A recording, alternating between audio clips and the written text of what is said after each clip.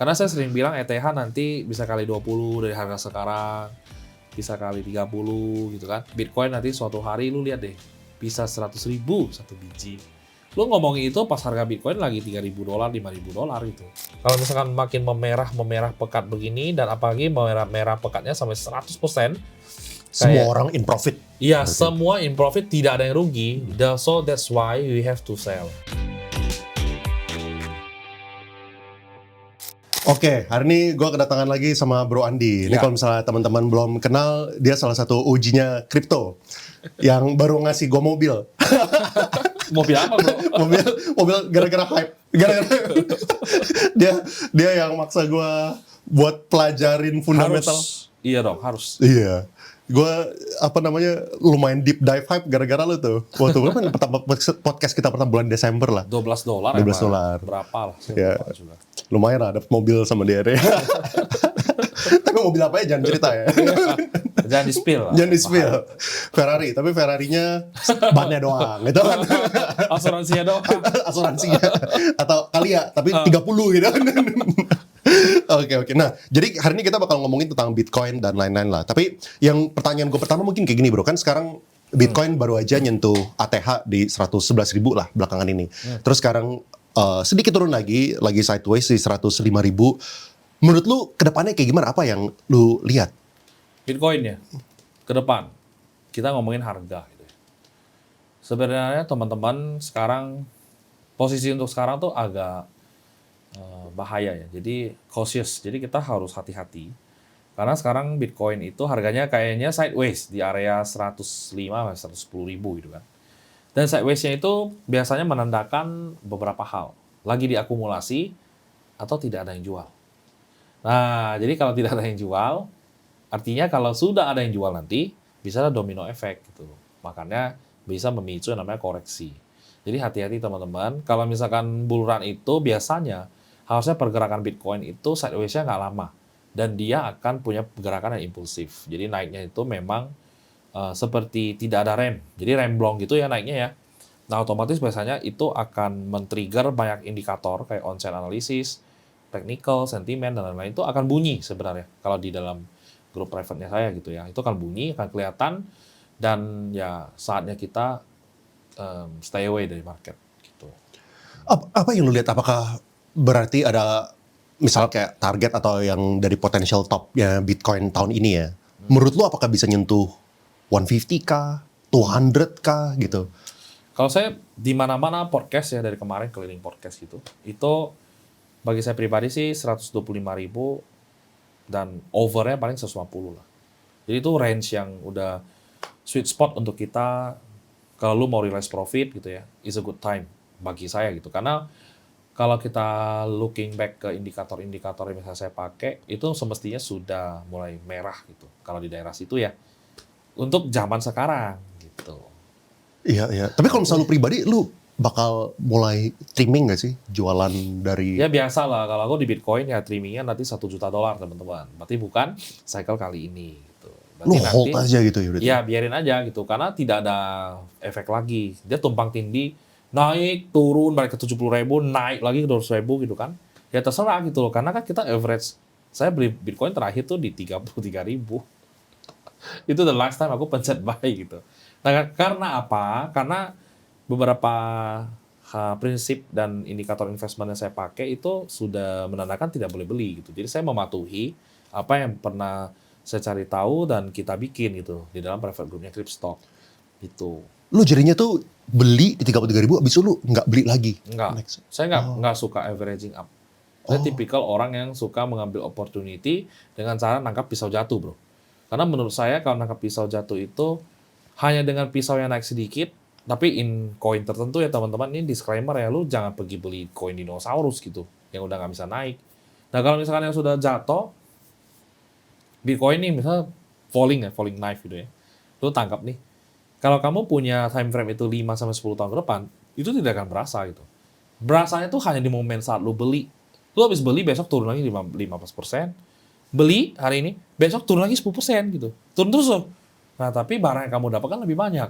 Jadi bayangan kita itu adalah kita dapetin barang stoknya lebih banyak, Tapi kamu jangan pergi leverage. Yang bahaya itu sebenarnya adalah menebak naik apa turun. Yaitu trading futures gitu kan. Lu leverage, lu perpetual trading. Nah, saya sangat tidak rekomen sih. Kalau saya pribadi, saya memang jarang trading, saya bukan trader. Tipikal saya tuh bukan main seperti itulah. Tuh. Jadi harus hati-hati ya teman-teman. Jadi lu lebih style lebih spot aja lah. Iya, saya spot aja. Konservatif sekali. Iya. Oke, nah berarti lu itu tipe-tipenya itu ya, bukan yang kayak DCA terus secara konsisten, tapi lu tuh kalau misalnya lagi turun baru lu beli, habis itu kalau misalnya dia udah ada tanda-tanda tertentu, lu stop beli Iya. dan lu nunggu sampai dia jatuh lagi. Iya, balik ke area yang semestinya saya tunggu. Gitu. Makanya itu ada yang namanya zona buy. Nah, itu semua saya bisa ceritakan kalau di private group gitu, Oh. ya kan. Nah, zona buy itu kita boleh kita tetap DCA, namanya zona buy. Ketika masuk zona itu, silakan beli sebanyak mungkin. Terus time frame kamu mungkin per hari, mungkin per 3 hari, per minggu atau per jam, terserah gitu. Nah, tapi ketika sudah keluar dari zona buy, reversal nih, ya stop buying lah, karena sudah tidak efektif, tidak efisien gitu. Oh, jadi kalau misal masuk ke zona buy itu baru lu belinya ya lu mau di terserah. Ya, hajar waktu aja gitu. zona buy itu. Sama kayak waktu 20.000 kan. Pas lu beli all in di 20.000 kan masih turun ke 15.000. Bener nggak? Berarti itu 20.000 bukan bottom dong. Bukan bottom. Nah, makanya kita namanya catching the falling knife, tapi yang terukur. Kenapa terukur? Karena masuk ke zona buy. Lu tahu dari mana? Ya ada deh, ada indikatornya kan ada gitu. Nah, itu yang kita pakai dan itu udah diuji statistiknya dari awal. Dari the genesis day of Bitcoin sampai sekarang ya sama gitu caranya. It's Kayak always the same. indikator yang lu lihat setiap kali dia masuk ke zona buy ini nggak berubah dari Nggak beberapa berubah. siklus. Nggak berubah. Itu akan terus terjadi seperti Contohnya itu. kayak apa ya? Boleh nggak sih spill satu aja gitu? Misalkan saya ngomongin moving average ya teman-teman. Jadi price action dari Bitcoin itu moving average apa? Pergerakan rata-rata Bitcoin harganya selama misalkan 30 hari, 50 hari, 200 hari, 21 hari, dan lain-lain gitu. Nah itu ada kumpulan pergerakan hariannya yang di total dan di average, di rata-rata, dia akan menghasilkan garis-garis tertentu, lu gambarin tuh.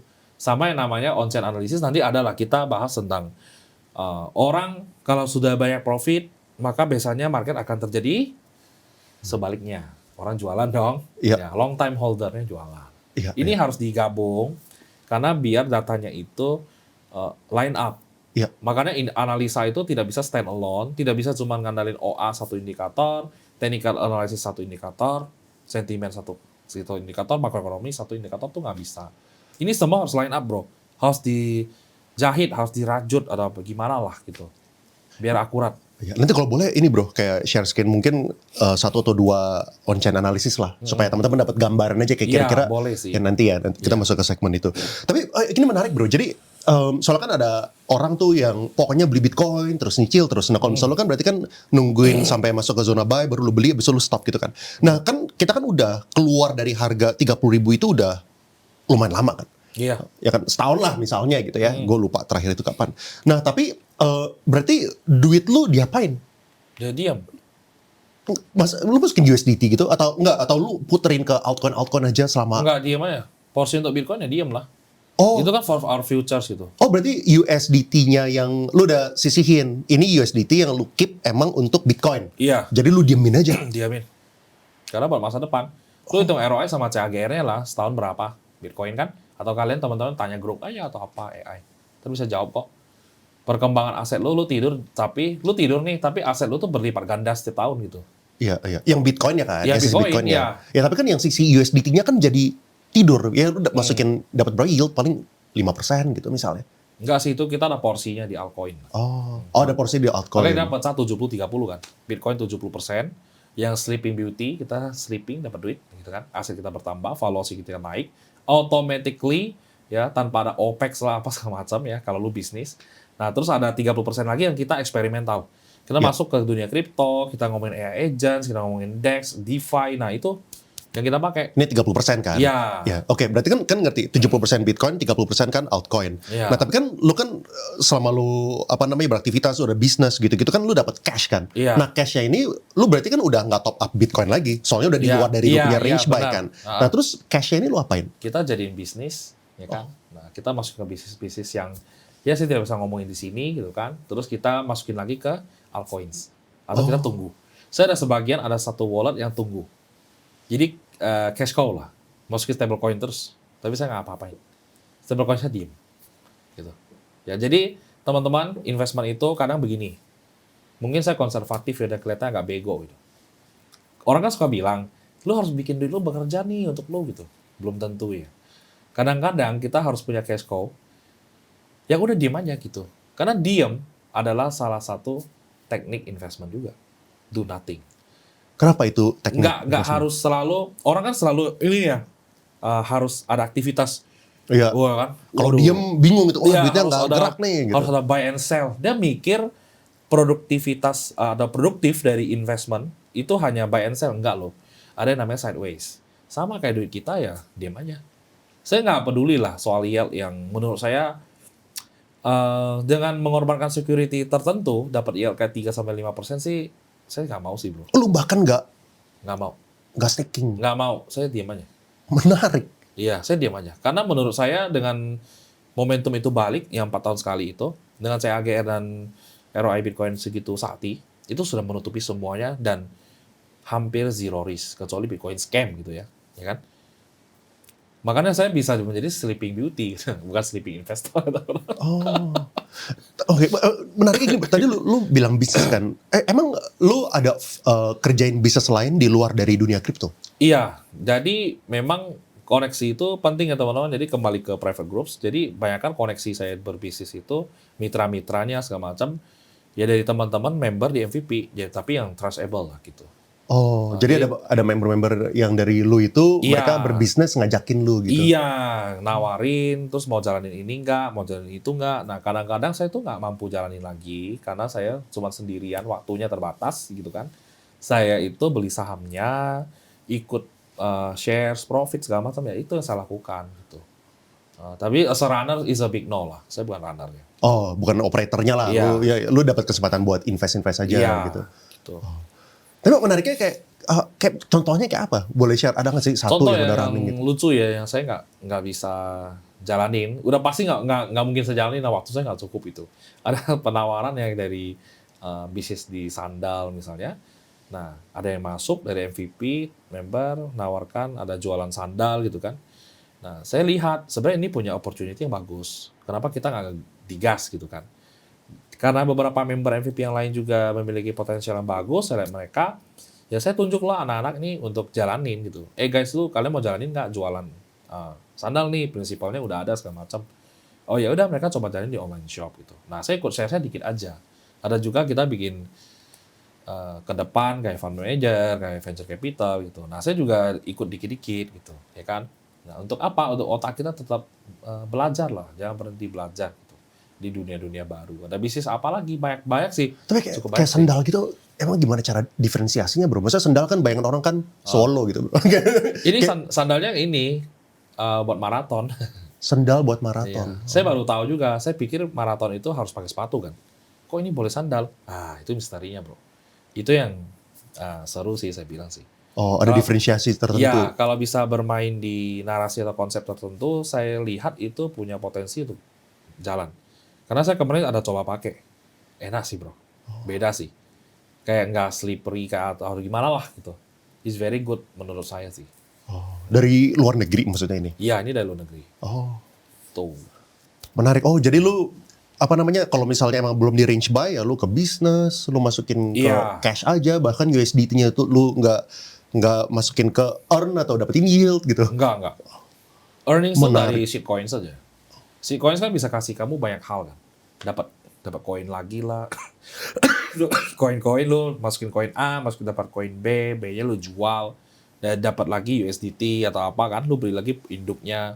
Dan seterusnya itu diputar terus. Oke, boleh edukasi nggak bro ke teman-teman ya? Soalnya kan teman-teman ada yang ngerasa, wah, gue kalau misalnya punya uang sekian, USDT, USDC gitu ya pasti gue masukin lah supaya gue bisa dapat 5% gitu. Nah, kenapa lu memilih untuk tidak lakukan itu? Supaya teman-teman teredukasi ya?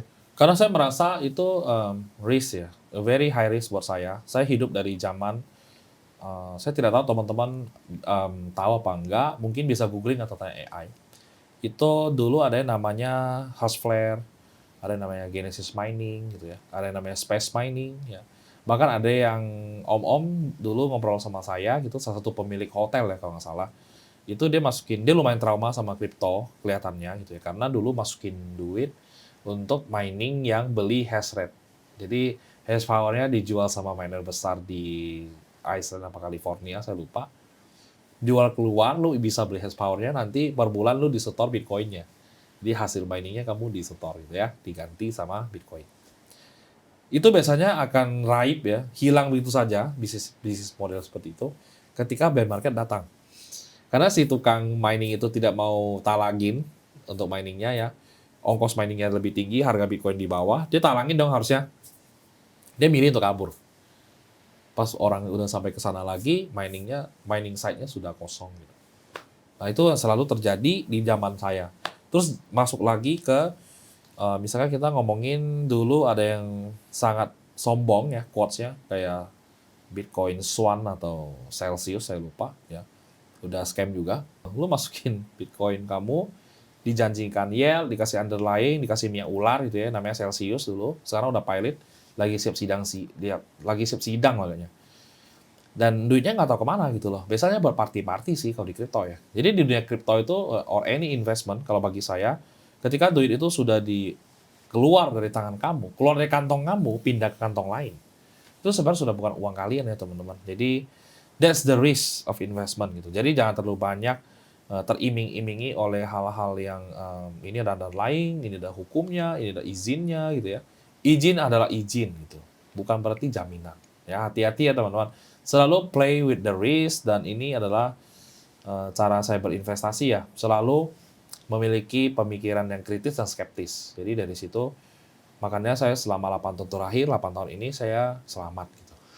Ya, yang menarik gini bro, soalnya kalau misalnya kita ngomongin dulu ya, di siklus sebelumnya, itu kan kalau misalnya ngasih cuan, itu kan yieldnya gede kan? Iya. Ya, jadi ya kalau misalnya kita lihat, kita masukin USDT atau kita masukin Bitcoin bisa dapat yield yang tinggi, kita juga bisa mempertanyakan lah, lo ngasih yieldnya misalnya 15% gitu kan, atau 10%, itu dari mana? Soalnya kan ada orang harus membayar itu kan. Nah tapi kan sekarang kan kesannya itu adalah, oh orang-orang udah belajar. Misalnya, jadi underlying-nya itu udah lebih aman. Mungkin yield yang mereka kasih itu kalau misalnya Bitcoin cuma 1%. Atau kalau misalnya USDT mungkin cuma 4%, cuma 5% gitu mungkin ya. Nah, sehingga ekspektasinya adalah ini udah digunakan lebih responsibel. Tapi itu pun juga masih belum bisa meng-encourage lu untuk masukin duitnya ya. Nggak mau, karena if you don't know where's the yield come from kan, you're the yield. Hati-hati teman-teman. Itu selalu menjadi quotes ya. Saya sering dinasehatin sama teman-teman OG juga yang sudah dari 2012, 2014 di crypto market ya. Ya itu yang saya dapat gitu. Makanya saya selama 8 tahun terakhir ya syukurnya saya belum pernah kena drain wallet, kena hack, kena tipu ya, ikut investasi bodong gitu. Nggak pernah sih. Saya belum pernah kena batunya gitu. Karena memang apapun yang lo tawarin ke saya lihatnya pertama adalah ini scam gitu. Jadi itu memblok saya dulu, saya memiliki proteksi dulu, baru saya dengar gitu misalnya. It's a scam gitu misalnya. Berarti lu bisa dibilang semua duit lu itu apakah ada di cold wallet lu sendiri, atau lu ada beberapa yang di exchange juga lu biarinin gitu? Oh iya, ada yang di exchange juga. Karena ada Up to berapa tuh biasanya tuh? Itu ada, ya saya nggak bisa sebut nominal. Karena ya itu rahasia. Ya. Mungkin gini kali ya, buat teman-teman ya, di atas berapa baru mereka harus consider mereka masukin ke cold wallet sendiri? Kalau saya lihat teman-teman, karena kita kan beda-beda kondisi ekonomi juga ya. Mungkin teman-teman kayak sekarang 0,5 Bitcoin itu sudah boleh kamu taruh di cold wallet gitu. Karena 0,5 Bitcoin sekarang kan 800 juta ya, lebih kurang. Itu menurut saya duit yang banyak sekali kalau kamu tinggal di kota kecil gitu ya. Jadi selalu disiplin gitu. Sebenarnya bukan by Bitcoin ya, tapi by value-nya. Jadi siapa tahu nanti 0,5 10 tahun ke depan 8M gitu kan. Nah, berarti sebiji $1 juta tuh. Berarti 0,05 kalau kayak Iya, gitu. Ya, kalau itu jadinya. 0,05 lu udah boleh masukin gitu loh ke cold wallet. Atau mungkin 0,01 sudah menjadi seratusan juta gitu kan. Itu yang saya lakukan sih. Kalau exchanger sih saya ada kepentingan baru saya masukin. Jadi so far saya sudah hampir pamit dari semua exchanger yang centralized. Dan sekarang yang saya pakai itu sisa 2 saja. Gitu. Oh, Karena memang saya... Teksnya yang lu pakai cuma 2? Iya, karena itu karena ada kepentingan dan yang lain semua di DEX. Saya semua decentralized exchange sekarang. Oh. Oke. Terus kalau misalnya kita balik lagi ke Bitcoin ya bro ya, kan institusi ada yang mulai banyak masuk kan, yang ngikutin caranya si strategi lah, Iya. si Michael Saylor punya ada Metaplanet dan kemarin yang beberapa bulan lalu lah salah satu yang lumayan signifikan itu 21 Capital. Apa menurut lu dampaknya Bitcoin terhadap institusi-institusi yang besar ini yang recently berbondong-bondong mulai masuk gitu, jadi mereka punya strategi institusi. Ya bagus lah. Itu sebenarnya mereka bisa boarding users old money di US ya. Karena mereka bayangkan old money itu nggak bisa sembarangan bergerak. Karena kalau misalkan mereka mau chip in, dia harus trust sama institusinya mereka. Jadi mereka tetap terbitin kontrak, si institusinya pergi beli Bitcoin, dia beli kontraknya gitu. Jadi investmentnya itu, money flow-nya tuh jadi ada gitu. Makanya otomatis kan money flow-nya masuk ke institusi ini pergi beli Bitcoin. So that's why itu bisa ngangkat harga Bitcoin. Tapi ETF itu sebenarnya kalau dihitung secara statistik sih tidak seberapa signifikan ya teman-teman. Jadi sebenarnya yang ditunggu-tunggu kalau mau signifikan adalah levelnya negara. Jadi kalau sudah negara yang gerakin, ya saya believe itu Bitcoin bisa above market cap-nya gold ya, atau ngejar Microsoft punya market cap kan number one sekarang kan. Nah, jadi number one. Gitu.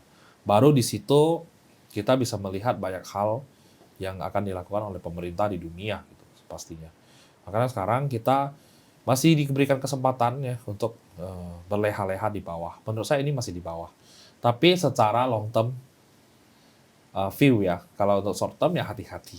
Untuk siklus ini hati-hati Iya. gitu. Tapi kalau misalnya holdnya 10 tahun di bawah gitu Bahkan maksudnya. lu holdnya 2 dekade, 3 dekade mah, aduh lu ngapain lihat harga sih gitu kan. Tapi Bitcoin ya teman-teman, bukan shitcoin. Shitcoin jadi nol lagi. Iya, tapi yang menariknya gini bro, maksudnya kan institusi ini kan bukan orang-orang bodoh. Ya kan pasti mereka, apalagi kalau misalnya kita lihat orang di belakang 21 Capital ini juga bukan orang sembarangan gitu kan. Dan yang gue curious itu kayak gini, soalnya kan kita ada yang namanya 4-year cycle kan di dunia Bitcoin kan. Dimana kita ada naik turun. Dan kalau misalnya kita ngomongin siklusnya, seharusnya kan 4-year cycle ini bakal mengakibatkan bear market di akhir 2025. Kalau misalnya kita cuma ngomongin berdasarkan siklus sebelum-sebelumnya gitu kan. Makanya yang kadang-kadang yang bisa aja bikin orang tertarik buat lihat itu, kok mereka masuknya waktu di harga-harga udah atas ya? Kok mereka di 100.000 baru diheboh-heboh, ayo kita sekarang mau kayak yang ngikutin strateginya MicroStrategy lah gitu. Kenapa mereka belinya sekarang dan mereka pada udah tahu bahwa siklusnya ini bisa jadi top di tahun ini? Menurut lo kayak gimana? Kalau saya memandang institusi ya, karena memang sempat beberapa kali saya dapat undangan juga ya, pergi dinner segala macam. Kalau dari pikiran fund manager institusi itu adalah, sekarang itu mereka lebih mengejar momentum dan waktu. Jadi waktunya itu sudah cocok untuk mereka masuk, dan mereka tuh holdingnya itu per decades. Jadi bukan by year atau by siklus. Lu bayangin sekali holding 10-20 tahun. Apakah dia perlu untuk mengejar 4-year cycle atau time the top, time the bottom? Nggak butuh gitu. Karena nanti yang menjadi liquidity mereka adalah kliennya. Dia kan keluarin kontrak yang beli klien nih, old money boarding kan. Nah itu dia akan mengedukasi mereka, makanya di institusi itu ada free courses untuk Bitcoin education.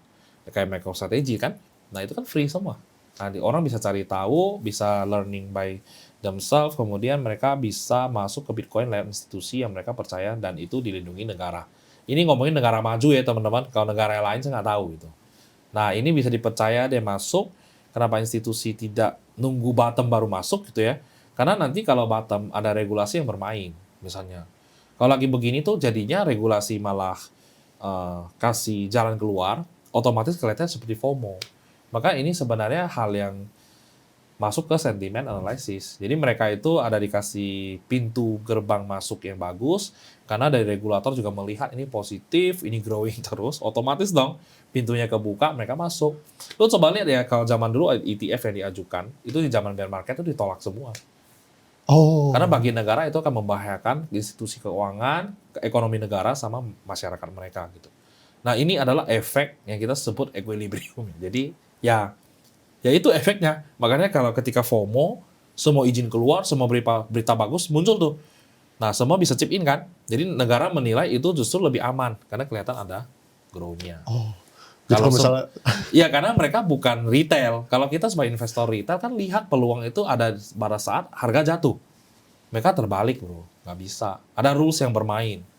nggak boleh. Oh, kalau misalnya mereka, ya kalau misalnya market lagi hijau, dikasih lampu hijau semua. Oh, Iya. dikasih izinnya Karena dikasih. terbukti. Karena terbukti. Regulator bilang, oh ini bagus gitu. Waktu bear market, regulator bilang ini nggak bagus. Iya, ini bahaya scam, iya bubble. Lu kan beritanya Iya, kan? iya. Ya, beritanya Ya. ngikutin. Tadi baru sebelum podcast ini saya baca bentar dari Arkham Intelligence, katanya Bitcoin BlackRock itu dijual pindah ETH. Nah, ya, nanti kita cari tahu kebenarannya ya teman-teman. Saya scroll bentar aja di Twitter, ada Arkham Intelligence tuh salah satu OA analisis yang terbaik lah sekarang. Menarik. Iya, jadi mereka harus jalanin ini, tapi mereka punya time horizon itu bukan short term, berarti ya Iya. institusi ya. Mereka Iya. bisa long term, dan ya soalnya mereka dapat momentumnya sekarang. Kalau misalnya nanti udah bear market, mereka belum tentu dapat izin untuk melakukan Iya. itu gitu kira-kira ya. Menarik. Terus kalau misalnya lu sendiri, berarti tadi ya, lu cash out itu long term juga, lu punya horizon tuh, Iya. walaupun lu beli 33.000, lu nggak berusaha buat trimming nanti di 100.000, Iya. 150.000, lu Iya. don't care aja. Don't care. Even nanti ketika indikator yang saya pakai itu menandakan 70.000 is the bottom, ya saya masuk di 70.000 nggak apa-apa. Berarti saya nggak FOMO gitu, maksudnya kayak dia bunyi, kita investment kan harus punya prinsip ya yang kita pegang ya, kayak kitab sucinya kita sendiri lah. Iya. Jadi lu jangan nengok kiri kanan gitu, saya nggak suka. Saya build satu sistem untuk saya yang paling efisien, ya saya ikutin itu terus. Ya. Karena itu yang selamatin gua bro dari dulu kan. Berarti udah proven. Nah, by the time kalau ke depan mau sampai dia 200.000 is the bottom, ya gue masuk di 200.000. Ya nggak apa-apa gitu. Karena by the time ini apa namanya kalau Bitcoin fundamental velocity of money ya. Jadi supply shock sama fiat terus jeblos. Sedangkan Bitcoin kan supply-nya shock terus tuh. Harga Bitcoin tuh kadang bukan naik tapi karena kehancuran fiat. Jadi begini di grafiknya. Iya. Nah, itu sudah pasti gitu. Itu hukum pasti. Menarik bro, oke. Tapi menurut lu ya, kalau apakah pendapat lu Fourier cycle ini akan berbeda dengan adanya institusi dan juga potensi negara masuk? Yang kecil-kecil kan udah lumayan rame nih, tapi yang gedenya masih belum terlalu lah gitu. Tapi menurut lu kayak gimana? Apakah akan berbeda atau akan mengulang? Kalau sekarang berbeda lah teman-teman, sudah pasti. Karena dulu sebelum halving itu 6 bulan sebelumnya baru orang mulai beli. Ya. Dan setelah halving 6 bulan baru bull run. Kalau dulu punya time frame begitu. Kalau sekarang 1 tahun setengah sebelum halving udah pada front run gitu lah. Udah pada chip in dan semua bilang nanti halving akan naik Iya, otomatis. betul. Emang benar gitu. Tapi makanya kemarin pas halving 2024 langsung koreksi kan. Karena orang sell the news gitu. Orang-orang kayak siapa kayak gue karena kita sell the news kan. Karena kita itu udah beli collecting barang saya 2023, pas 2024 masuk ke bulan Mei apa April halving, ya kita selling gitu. Selling estafet buat orang yang baru masuk. Nah, ketika mereka fear, maka 2024 tuh sempat ada correction wave kan. Orang fear, dia lepas juga cut loss, kita lagi yang tampung. Naik lagi di Q4 tuh tahun kemarin. Nah, makanya sekarang udah lewat halving days, udah lewat halving days setahun, dan tidak ada gerakan Bitcoin yang impulsif bagi saya, itu agak bahaya. Ini udah 12 bulan lewatin halving, tapi nggak langsung 200.000 gitu maksud saya. Nah, itu yang agak mesti hati-hati teman-teman. Bukan berarti Bitcoin itu strong gitu, tapi harga ngaturnya karena nggak ada yang jual. Ini bahaya gitu. Kenapa kalau misalnya orang nggak ada yang jual itu bahaya? Maksudnya apa? Karena ketika ada yang jualan, itu akan ada domino efek bro. Satu whales yang buang, ke detect on-chain, yang lain ngikut. Udah pernah terjadi kan di koin-koin lain. Padahal yang buang satu orang, tapi yang lain melihat seluruh dunia, loh dia buang, saya ikut ah. Takutnya nanti tiba-tiba bear market. Karena bear market itu biasanya terjadi tanpa kita sadari, teman-teman. Ini saya udah ngomongin di podcast yang entah berapa, di panggung yang entah keberapa. Selalu hati-hati, selalu cash out ketika lu punya kesempatan, jangan terlalu greedy. Tuh. Iya. Kecuali Bitcoin. Iya, kecuali Bitcoin. Kecuali Bitcoin dengan view long term. Ya, view long term, View dan lu long tahu term. kapan belinya, go. Dan nggak pakai futures. Iya. Asteriknya Iya. banyak ini. Iya. Takutnya mereka bilang mereka pakai 50x. Di long. Katanya jangan jual 50x. Iya, ditahan terus liquidation price ya. Ditahan, digadai dari rumah, habis semua. Iya. Nah, jangan. Oke, nah terus gini bro, kan institusi kan juga yang tadi kita udah mulai address, kan US udah keluarin statement bahwa mereka nggak bakal jual Bitcoinnya mereka. Tapi mereka ada satu undang-undang yang mereka sempat ajukan, yang lagi diajukan lah ya. Itu untuk beli akuisisi Bitcoin. Menurut lu potensi untuk itu tuh beneran terjadi tinggi atau rendah? potensi saya- buat Amerika beli ya. Iya, kalau saya melihat dua hal, kita harus paham adalah probabilitas dan possibility. Possibility-nya adalah yes, tapi probabilitas untuk mereka beli di zaman sekarang itu belum tentu. Itu paling 30-70 kalau saya lihat. Karena kan kita melihat sebenarnya ETF itu bukan kucuk-kucuk tiba-tiba pas setelah COVID langsung institusi boleh masuk. Kagak gitu ya teman-teman. Itu sebenarnya sudah dari tahun 2013, 2014. Itu bisa lihat papernya, bisa di-download semua di Google ya. Dia kayak Gemini, Tinkoff Brothers itu setahu gue yang pertama mengajukan institusi boleh membeli Bitcoin ya, having a Bitcoin. Belum state level ya itu ya. Nah, lu bayangin state level gitu. Jadi sebenarnya untuk Bitcoin ke depan itu kalau lu tanya saya pasti terjadi nggak? Pasti kalau saya bilang. Tapi kapan? Nah, itulah yang butuh waktu. Probability-nya akan seiring dengan waktu naik. Chances-nya ada percentage-nya gitu. Ya nggak langsung sekarang gitu loh. Nggak langsung lu FOMO jadi 2 juta sekeping. Nggak gitu gitu loh. Harus bersabar. Semua itu berproses. Karena during the process, itu ada yang dites. Lu jangan lupa loh, ada yang namanya quantum teknologi loh. Jadi proof of quantumnya si Bitcoin itu harus beres loh. Itu sebelum kalau saya nggak salah 2 halving lagi gitu loh. Itu harus benar-benar bisa men-tackle si Bitcoin ya. Ini bukan nge-food atau FUD gitu ya teman-teman ya. Tapi ini saya ceritakan risk-nya juga gitu.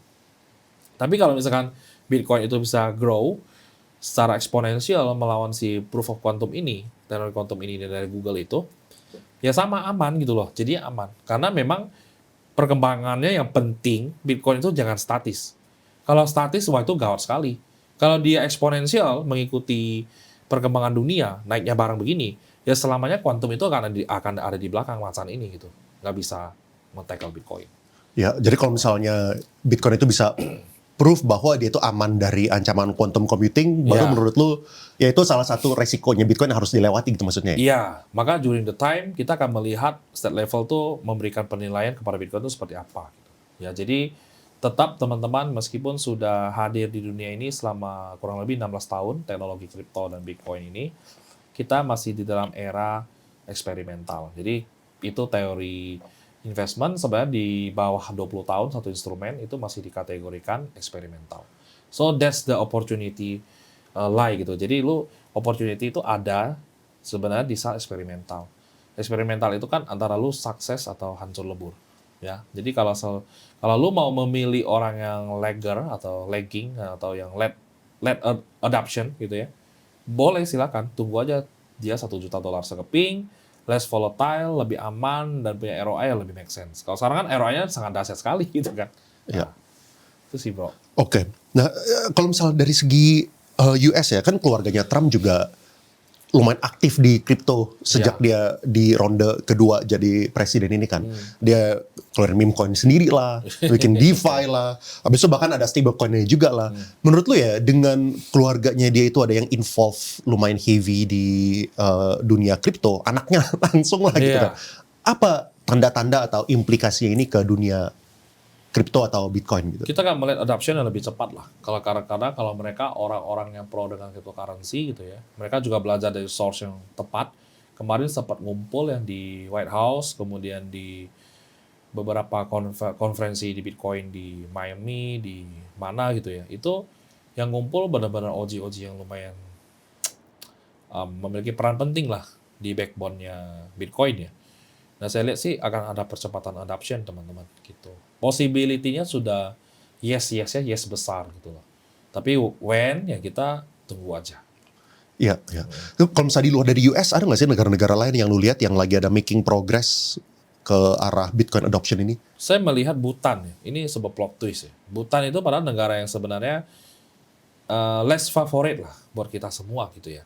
Tapi kok dia bisa gitu punya mining site, memanfaatkan access power-nya dan menjadikan Bitcoin sebagai cadangan kas negaranya itu. Menurut saya itu genius move kita tahun ini adalah si Bhutan kalau saya lihat. Itu pintar banget gitu loh. Kok lu bisa gitu memanfaatkan yang ada ya. Kalau Kazakhstan kan sekarang lagi chaos in political ya. Politiknya lagi kacau. Padahal dia mau menjadi tempat miningnya Bitcoin yang paling besar di dunia gitu ya. Akhirnya diambil lagi oleh kalau nggak US ya China gitu. Makanya kalau negara making on progress, saya melihat kalau di Southeast Asia ya, Southeast Asia itu paling ya Singapura gitu loh. Itu udah paling make sense karena mereka itu as a hub ya, tapi bukan as a miner gitu.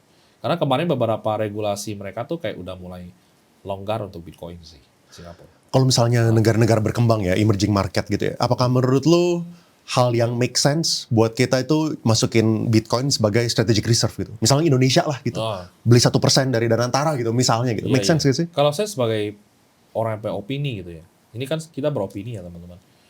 Kalau menurut saya justru itu yang bisa selamatin negara sih. Itu salah satu jalan keluar gitu. Kenapa? Karena minimal lu bisa punya tools atau alat yang bisa membantu lu untuk tidak terus-terusan kehilangan value di mata uang gitu. Karena lu lihat mata uang di IDR kita ya, sedih kan.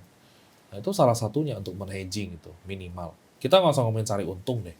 Nah, habis itu baru kita pikirkan gitu. Kalau saya sebagai mungkin, saya nggak tahu ya kalau emerging, emerging market yang gimana. Kalau untuk stat gitu ya, selain dia menyelamatkan IDR-nya itu untuk capital gains gitu, minimal. Minimal lu bisa cari profit. Tapi dalam kondisi satu syarat ya teman-teman, jujur ya, jangan dimainin gitu. Kalau lu ada hal-hal busuk yang dilakukan di belakang sih itu berat lah. Saya skeptis lah gitu. Ya untuk any nation selalu mau Philippines mau apa itu ya lu tahu kan politik di Philippines kayak gimana segala macam. Ya itu yang akan terjadi. Kalau misalkan lu tegak lurus, lu bisa ngambil Bitcoin as a strategic reserve atau settlement networknya negara, ya monggo gitu. Is a very good move. Itu bold move lah. Ya, jadi jangan sampai kita selalu ketinggalan gitu. Sedih. Iya, ya, jangan sampai ketinggalan dan yang penting tadi message lu adalah eksekusinya lurus-lurus gitu maksudnya. Iya, resikonya masih mulus, bagus. Iya, iya. Oke bro, kita pengen ngomongin tentang on-chain analysis. Nanti kalau misal boleh sambil share screen juga kayak kira-kira data apa yang lu lihat untuk lu menganalisa. Tapi sebelum kita ke sana, lu boleh sedikit kasih ini nggak sih sharing apa itu on-chain analysis dan kenapa itu penting? On-chain analysis itu kita melihat pergerakan Bitcoin berdasarkan gerakan-gerakan Bitcoin itu yang di belakang address-nya atau mining-nya gitu. Jadi mining itu kan menghasilkan Bitcoin sehingga dia tembak ke address gitu ya. Nah, dari pergerakan itu tuh kelihatan sebenarnya behavior dari setiap address wallet itu bisa dianalisa. Makanya timbullah yang namanya on-chain analytics. On-chain analytics ya berarti live itu. Maksudnya yang lagi terjadi sekarang bisa kita lihat, bisa kita intip. Apakah lagi banyak akumulasi, lagi banyak orang yang naruh Bitcoin, apakah banyak orang nge-swap Bitcoin-nya menjadi koin lain atau stable coins, itu kan artinya jualan kan. Sentimennya jadi kurang, bagus, kemudian ada yang banyak jualan, otomatis domino effect. Nah, on-chain itu segitu pentingnya sih. Lu lebih kalau misal lu menganalisa sebuah price action atau berusaha untuk cari tadi ya kayak zona buy-nya, lu lebih percaya sama on-chain analysis atau kondisi makroekonomi? Kalau aku lebih bisa megang on-chain analytics ya teman-teman. Karena sebenarnya on-chain itu berkesinambungan juga dengan makroekonomi, sama sentimen, sama berita gitu. Jadi mereka itu kalau terjadi halnya itu, misalkan makroekonomi lagi jelek lah, orang ngomongin bonds lah, utang lah, apa gitu kan. Itu biasa akan memberikan efek gitu kepada si Bitcoin, on-chain analysis. Kenapa? Karena Bitcoin itu masih masuk ke dalam kategori aset yang berbahaya, bro. Volatile, high risk gitu kan. Otomatis orang biasa kalau biasanya de-risking dari money market, hal yang pertama yang dia buang adalah yang high risk asset, which is ya cryptocurrency dan Bitcoin gitu. Nah makanya ini semua berkesinambungan. Tidak ada yang paling sakti, dia paling benar, nggak ada bro. Jadi semua ini harus kita jahit. Ini semua bisa line up menjadi sesuatu yang bermanfaat buat kita, dan lu bisa take a decision. Kalau misalnya lu lihat apakah whale ini sekarang masih dalam proses akumulasi atau mereka udah stop beli dan stop jual gitu? Fun fact ya, sekarang yang tiba-tiba spiking itu long term holders gitu. Jadi long term holders itu artinya orang yang sudah beli lama dan tidak jual, tidak bergerak. Jadi sekarang tiba-tiba nge-spike. Artinya banyak orang yang beli di tahun 2023, 2024, kayak kita time frame 1 year to 2 years yang tidak bergerak, dihitung sebagai LTH, long time holders. Nah itu tidak bergerak, dalam naik, berarti dia naik terus ya grafiknya. Biasanya kalau dia naik terus itu fase akumulasi atau impulsif harusnya. Nah kalau misalkan dia sudah longsor, artinya orang lama itu out. Nah, short term holdersnya STH ini masuk. Jadi grafiknya LTH begini, STH begini. Nah, biasa grafik dari Bitcoinnya begini nih, to the moon. Orang lama jual ke orang baru, estafet bro. Ganti pemain misalnya. Lu boleh sharing ini gak sih kayak beberapa lah kayak 1 atau 2 on-chain analysis supaya kita bisa lihat gitu. Iya, boleh, Oke, boleh. kita langsung aja ya. Iya. Oke teman-teman, jadi ini saya pakai Bitbo ya, bitbo.io. Ini ada yang free, ada yang pro juga. Jadi saya pakainya yang pro dan free ya, dua-duanya.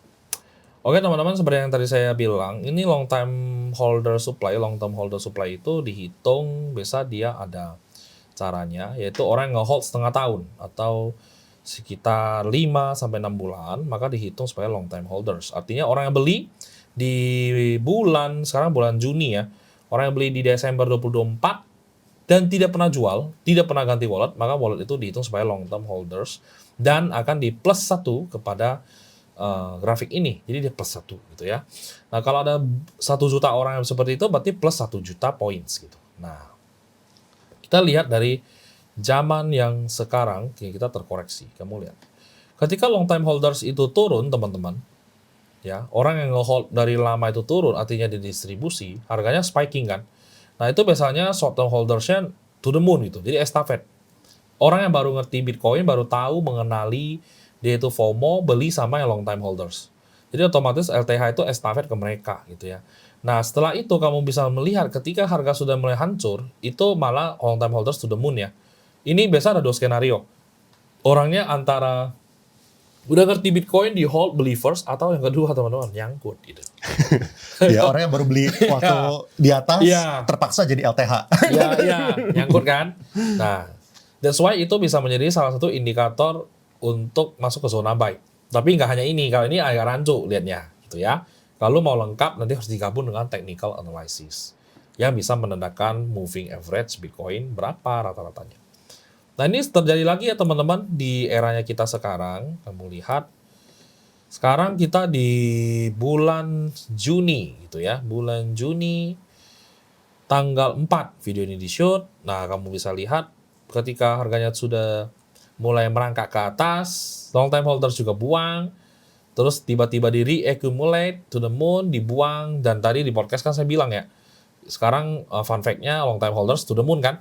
Nah, artinya orang-orang yang beli kemarin, ya sama, kembali antara nyangkut atau believers baru gitu. Tapi dari behavior-nya sepertinya ini adalah new believers. Kenapa? Kita masuk ke supply and profit. Jadi supply and profit itu teman-teman, itu koin-koinnya yang di hold itu banyakkan orang beli Bitcoin dalam kondisi profit atau lagi loss ya. Lihat ya. Jadi kalau misalkan merah-merah ini teman-teman, ini biasa di tag-nya itu ada explanation-nya di sini di Bitboy, silakan ditonton. Ini biasanya tuh ngambil dari address. Jadi address wallet mana yang lagi untung, lagi rugi itu kelihatan. Nah, ini teman-teman lihat zaman saya baru mengenali Bitcoin ya, ketika supply in profit-nya 97,47%, di angka 18 ribuan something di dolar, itu is a very good time untuk trimming atau jualan. Ya, jadi semakin warnanya itu membiru, semakin memudar membiru, itu artinya winter, teman-teman. Ya, kalau misalkan makin memerah pekat begini, dan apalagi memerah pekatnya sampai 100%, semua orang in profit. Iya, semua in profit, tidak ada yang rugi. So that's why we have to sell. We have to sell, we have to realize profit. Biasa nasihat dari Bitcoiners ya, ketika kamu realize profit itu adalah menjual Bitcoin kamu untuk mencapai sesuatu yang lo inginkan. Ya, jadi cita-citamu, misalnya orang tua mau berobat, kamu mau married, kamu mau buat anak sekolah gitu, itu sangat mulia gitu ya teman-teman. Jadi bukan berarti kita jadi paman gober gitu, nggak gitu konsepnya. Paman gober kan pelit ya, duitnya segunung, dia nggak mau spend gitu. Nah, ini yang terjadi sama kalau misalkan banyak orang yang profit. Jadi banyak orang yang profit kamu jual, kalau banyak yang membiru begini, silakan kalau sudah masuk zona buy, dihantam aja. Ya, karena ini caranya saya. Seperti kemarin waktu COVID bisa all in lagi, kamu lihat dia balik ke biru kan. Nah, dia balik ke biru pas COVID tuh lihat. It's a very good moment untuk buy dulu. That's why gue berani kalau ngomong di podcast selalu ngomong go all in di saat itu saya gitu ya.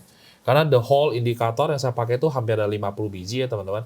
Oh, ini salah satunya. Ya, ini cuma salah dua. Dan the whole package tuh ada di dalam page grupnya saya sih gitu. Oh, jadi lu tuh berarti ini ya, yang gue lihat tadi menarik itu kalau misalnya biru, itu kan lumayan mengindikasikan bahwa itu adalah zona beli, bottom gitu bottom. Kan. Tapi menarik ya, kalau misalnya merah, belum tentu top. Iya, Soalnya merah itu tadi tuh bisa vertikal. benar. Makanya time the bottom lebih gampang. Tapi untuk tahu puncaknya itu lebih susah.